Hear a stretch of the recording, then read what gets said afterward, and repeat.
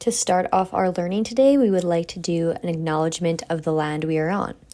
We would like to acknowledge that our learning and presence is taking place on traditional lands referred to as Treaty 4 territory, the original lands of the Cree, Ojibwe, Saulteaux, Dakota, Lakota, and on the homeland of the Métis Nation.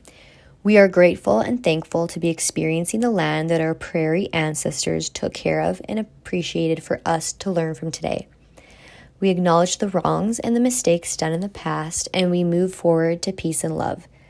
Indigenization and sustainability are our shared responsibility, and we are committed to move forward in partnership with the Indigenous nations and in the spirit of reconciliation and collaboration. Treaties are significant pacts and contracts. They are an enduring relationship of mutual obligation that facilitated a peaceful coexistence between First Nations and non-First Nations people. The recognition of the land also shows respect and gratitude. Indigenous people have a strong connection to the land in language, cultural practices, and oral traditions. They are the stewards of the land and have responsibilities to take care of Mother Earth. We all are treaty people. This means that treaties do not involve only the First Nations and the government or the Crown. It involves you. It involves all of us. Every Canadian has treaty rights. I acknowledge that we are gathered on Treaty 4 territory with a presence in Treaty 6. These lands continue to be shared territory of many diverse people from near and far whose histories, language, and cultures continue to positively influence and impact us.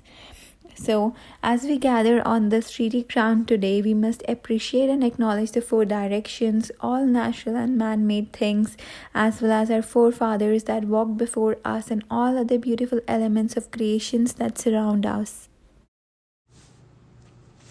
The treaty education outcome that our group selected was TR 3.1.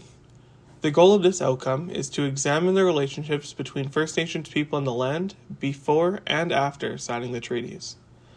A cross-curricular outcome that we thought to weave into our treaty outcome was an ELA outcome CC 3.1. This ELA outcome focuses on composing and creating a range of visual, multimedia, oral, and written texts that explore identity, community, and social responsibility. When picking a place for our treaty walk assignment, we wanted to choose an area that could connect to the Wakatuan photo stories that we have been doing in this course, as well as provide a space that gives you a different perspective on our land. From Wascana Hill, you can see a lot of the landscape that Regina is on. A waterscape with Wascana Lake, as well as a clear view of the sky around us. As we have this high vantage point to view Regina, we can see how developed our land has become with homes, buildings, roads, etc. This allows us to then think back to what the same area would have looked like hundreds of years ago, pre-settlers. We can imagine that it would have been a vast, wide-open land filled with natural shrubbery, animals, and indigenous communities. We have chosen Wascana Hill as a place that we can view our surroundings from a different perspective, whether that be through an appreciative view of the land or a critical lens of what used to be and what was taken away. We can allow our students to make connection to the land by considering where they live in Regina, where their school is placed, and what the Indigenous communities were coerced into giving up for us to be able to have these things. For our treaty walks, activity and prompt, we decided on a 3-part scavenger hunt. To begin the first part of our scavenger hunt, we ask our participants at the top of the hill to onlook all directions of the environment around you, as far as you can see. Partake in mindfulness about how the land has changed from treaty. Visualize what you think would look different in nature and the landscape. What would change from buildings and homes? What part do you envision as a community places from what you see? And where do people gather within the onlook of the landscape? For our second part of the scavenger hunt, we ask our participants to take a picture and draw 3 things. What you believe has stayed the same throughout the treaties, what has changed from treaty, and how treaty affects you today. A continuation of this prompt is to write down your reasons for what you chose and why. Within my first picture, it reflects what I believe has stayed the same throughout treaties.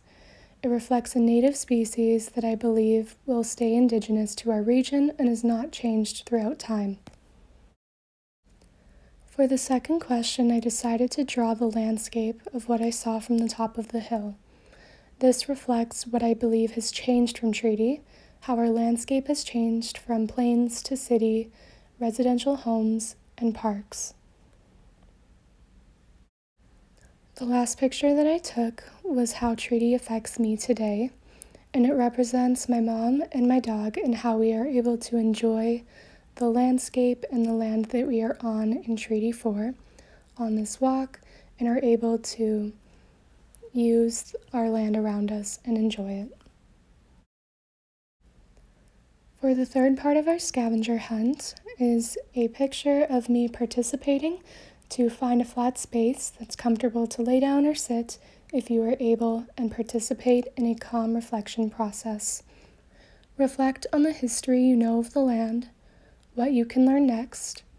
Reflect on your reasons for why the treaty benefits you or affects you. Acknowledge why and how we are all treaty people and a community. How does this relate to Wetokowan?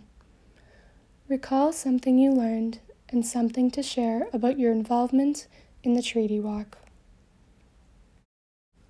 This scavenger hunt and its activities that are included can relate back to treaty outcome TR 3.1 in grade 3, as well as CC 3.1. It can be used in the classroom and out, and can be prompts that can be used within many cross-curricular activities.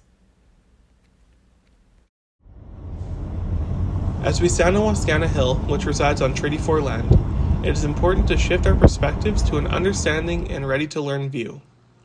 We have a lot to learn about treaty education, Indigenous communities, and ways of knowing, as well as what we can do to help the reconciliation process move forward. As teachers, we have an obligation to be knowledgeable and resourceful so that we can teach our students how to be aware of the past and present issues in regards to treaties and the ways in which Indigenous communities have been wronged. We hope that our treaty walk provides a perspective change and can help lead to further learning and understanding as we continue on our own learning journeys.